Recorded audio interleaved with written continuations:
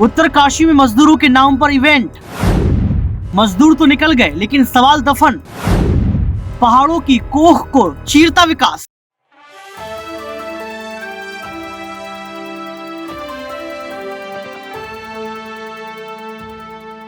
नमस्कार दोस्तों, मैं राकेश मोहन सिंह और आप देख रहे हैं नेक्स्ट 9 न्यूज पॉलिटिकल बाइट। कल 17 दिन बाद दोस्तों लगभग उत्तरकाशी के टनल का रेस्क्यू कर लिया गया। पूरे देश ने देखा, राज्य के मुख्यमंत्री से लेकर केंद्रीय मंत्री तक टनल के बाहर शॉल और माला लेकर तैयार खड़े थे। कैमरामैन तैयार था, पूरी मीडिया तैयार थी और दिल्ली में एक दफ्तर में एक व्यक्ति टैबलेट के साथ भी तैयार था। मजदूर बाहर आए, उनको शॉल उड़ाकर और उनका माल्यार्पण करके उनका स्वागत किया गया। फिर मजदूरों को अस्पताल भेज दिया गया। फिर सुबह चिनूक से ऋषिकेश एम्स ले जाया गया। खैर, मजदूरों के लिए व्यवस्था काफी अच्छी हो गई। उन्होंने कभी नहीं सोचा था कि वह अपने इस जीवन काल में, जहां देश के भीतर अमृत काल चल रहा है, उस दौर में चप्पल पहन के हवाई यात्रा वह कर पाएंगे, सरकार के तमाम दावों के बाद। लेकिन भला हो उत्तरकाशी के पहाड़ों की अस्थिरता का, कि वह ढह गया, वह फंस गए और फंस गए तो लोगों की परेशानियों को इवेंट में बदल दिया गया। वैसे भी देश में अमृतकाल चल रहा है। आपको अमृतकाल में बेरोजगारी से लेकर कुपोषण तक और महंगाई से लेकर खराब स्वास्थ्य व्यवस्था तक के तोहफे तो दिए ही जा रहे हैं। तो बीच बीच में आपके मनोरंजन के लिए ऐसे इवेंट होना भी जरूरी है। आप लोगों को या दर्शकों, आपने कभी सोचा इन 17 दिनों में कि आखिर कैसे ये मलबा गिरा? क्या सेफ्टी प्रोटोकॉल्स को फॉलो किया गया? आखिर जब मलबा गिरा तो ड्रिलिंग मशीन हरिद्वार से क्यों बुलानी पड़ी? अगर सुरंग करने के सेफ्टी प्रोटोकॉल्स को देखें तो वहां पर एक ड्रिलिंग मशीन होनी चाहिए थी, वो क्यों नहीं थी? ये तमाम सवाल इस इवेंट मैनेजमेंट में कहीं जाकर दब गए, या यूं कह लीजिए कि पहाड़ों की कोख में जो सुरंग खोदा जा रहा था, उसी कोख में ये सवाल दफन हो गए।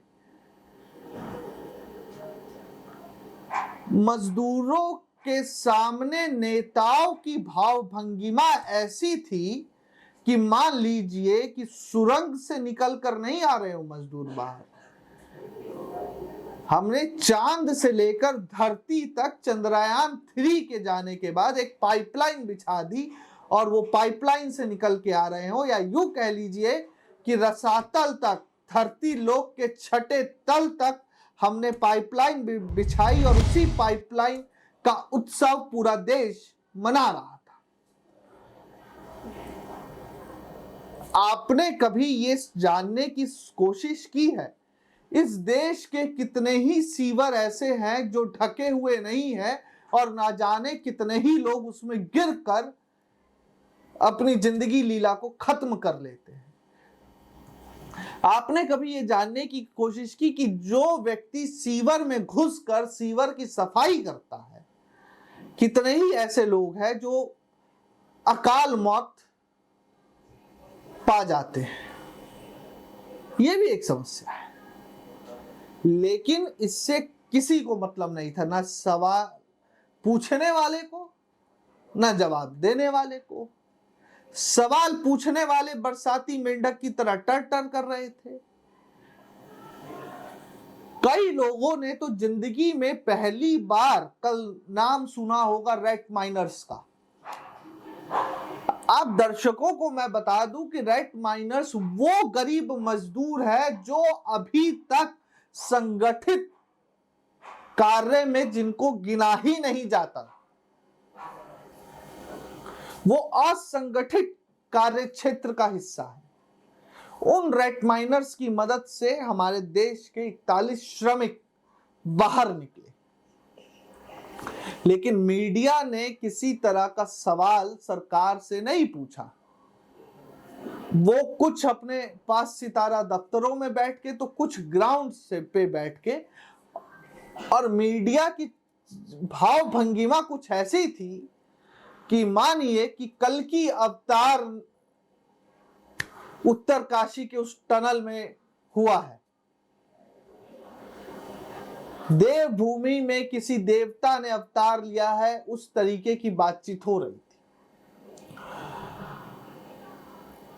जो नेता वहां मौजूद थे उन्हें इस बात की चिंता थी कि हम दिखने में कहीं कम ना रह जाए, नहीं तो हमारा क्रेडिट चला जाएगा। लेकिन उनकी तमाम कोशिशों के बाद भी क्रेडिट तो चला गया। दिल्ली के एक बड़े से सरकारी दफ्तर में बैठ के, एक बड़े से टैबलेट पर बैठ के बड़े नेता मजदूरों से बात कर रहे थे। उन्होंने पूछा कि कैसे हैं जी आप लोग। मजदूरों ने बताया कि जी हम बढ़िया हैं। बस तब क्या था, गया सबका क्रेडिट। जिसने मेहनत की, जिसने, अब बेचारे मुख्यमंत्री साहब, धामी साहब तो सोच रहे होंगे हम बेकारी इतनी देर यहां बैठे रहे, इतने दिनों तक यहां पे बैठे रहे। खैर, इसके इतर भी 17 दिनों तक देश के श्रमवीरों ने जिस हिम्मत और हौसले का परिचय दिया, उसने भी सबको मजबूर किया ये कहने को कि श्रमेव जयते।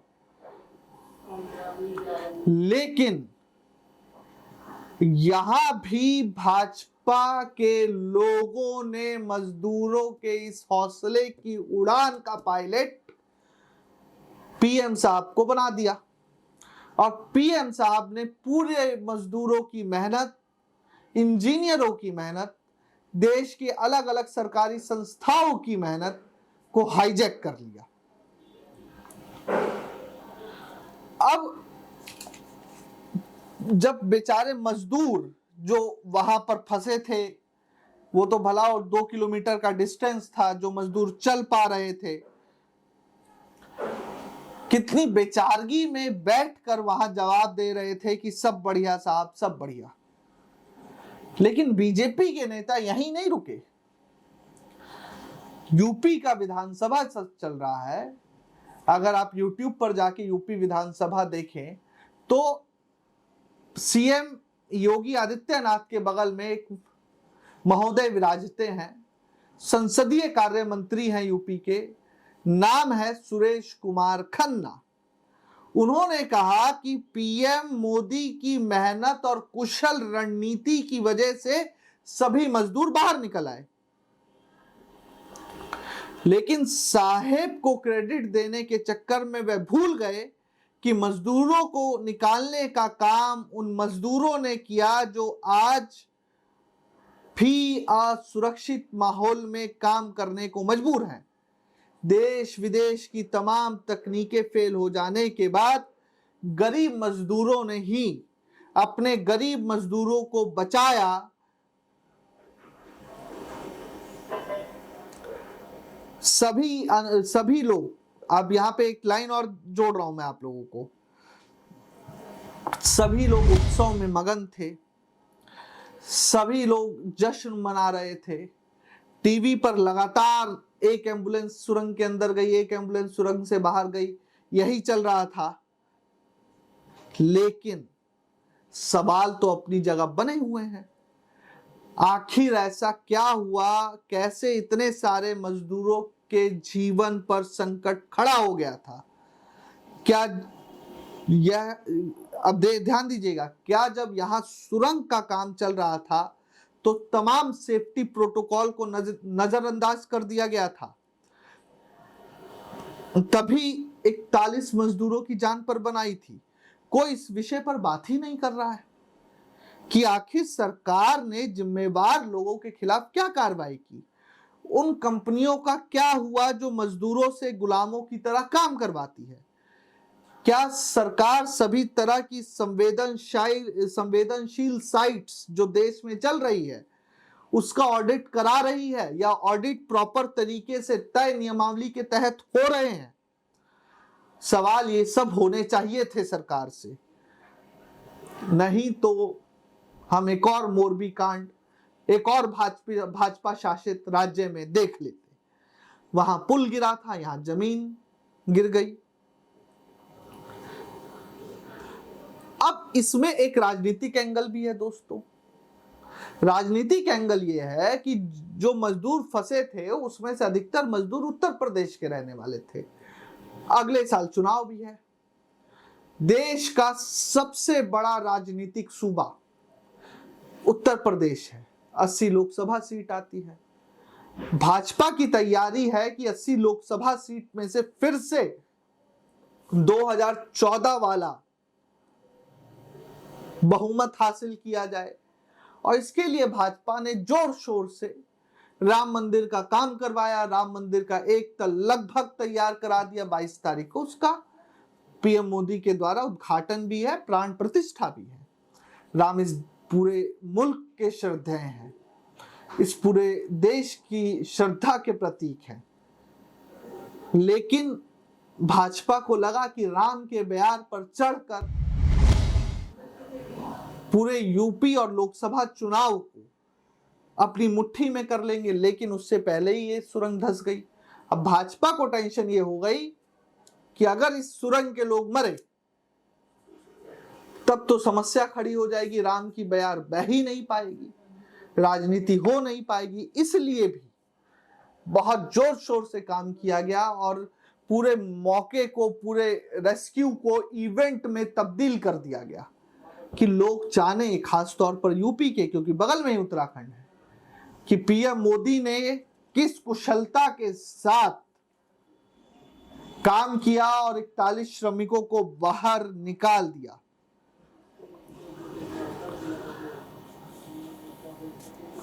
लेकिन दर्शकों, इस पूरी घटना को आप थोड़ा ध्यान से देखिए और समझिए कि कितना ही ज्यादा यहां पर सुरक्षा के प्रोटोकॉल से खिलवाड़ किया गया।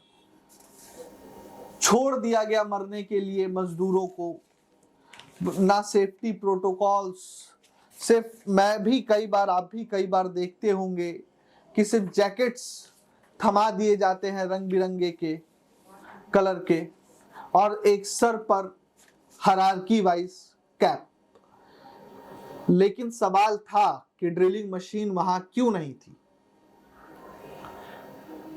जिस तरह से सुरंग के काम और रेस्क्यू के दौरान मलबा गिर रहा था, यह भी सवाल है, बहुत मुख्य सवाल है कि वह ये दिखा रहा था कि मिट्टी और पहाड़ वहां के अस्थिर हैं। तो क्या पहले यह सर्वे नहीं हुआ था काम शुरू होने से पहले? ऐसे कई सवालों को तो कोख में ही मार दिया गया। ना किसी ने जवाब मांगा, ना किसी ने दिया, क्योंकि जवाब मांगने वाले चरण वंदन में व्यस्त थे और जवाब देने वाले 41 श्रमिकों का राजनीतिक खनन करने में लगे थे। इस पूरी घटना के बाद एक बात जरूर कही जा सकती है कि सुरंग के भीतर भले ही मजदूर मिलजुल कर एक दूसरे का हौसला बढ़ा रहे थे, लेकिन सुरंग के बाहर देश में उनके लिए माहौल धार्मिक, जातीय और सबसे ज्यादा आर्थिक तौर पर बिल्कुल भी एक बराबर नहीं है। और यही वजह है कि तमाम सेफ्टी प्रोटोकॉल को नजरअंदाज कर उन्हें सुरंगों में फंसा दिया जाता है। इस बार उत्तरकाशी में फंसे थे, अगली बार कहीं और फंसेंगे, अगली बार कहीं और से इवेंट का लाइव प्रदर्शन होगा। दर्शकों, आपका क्या सोचना है उत्तरकाशी टनल रेस्क्यू पर, और जिस तरीके से सेफ्टी प्रोटोकॉल्स के तहत खिलवाड़ किया गया उस पर भी आपकी क्या राय है? हमें जरूर लिख भेजें। देश और दुनिया की तमाम खबरों के लिए देखते रहिए नेक्स्ट 9 न्यूज़ पॉलिटिकल बाइट। धन्यवाद।